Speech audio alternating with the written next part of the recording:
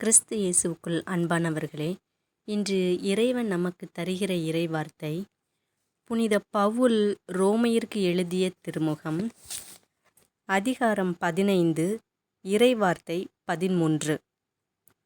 எதிர்நோக்கை தரும் கடவுள் நம்பிக்கையால் உண்டாகும் பெருமகிழ்ச்சியாலும் அமைதியாலும் உங்களை நிரப்புவாராக.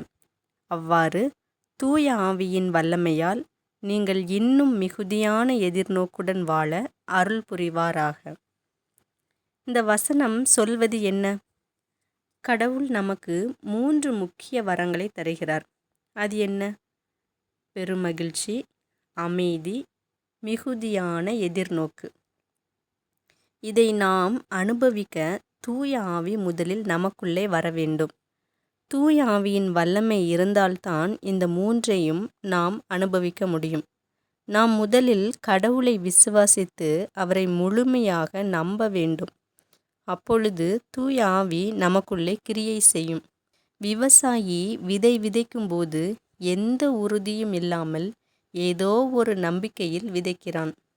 மழை வரும் என்ற உறுதி இல்லை, இருந்தாலும் நம்பிக்கையோடு விதைக்கிறான். சில நாட்களில் மழை பெய்து பயிர் விளைகிறது. அதுபோல விசுவாசத்தோடு தேவனை நம்புகிறவர்களுக்கு தூய ஆவியின் வல்லமையால் கடவுள் மகிழ்ச்சி, அமைதி, மிகுதியான எதிர்நோக்கை தருகிறார். இந்த வார்த்தைகள் உங்களை தொட்டால் லைக் பண்ணுங்க, மற்றவர்களும் பயனடைய ஷேர் பண்ணுங்க.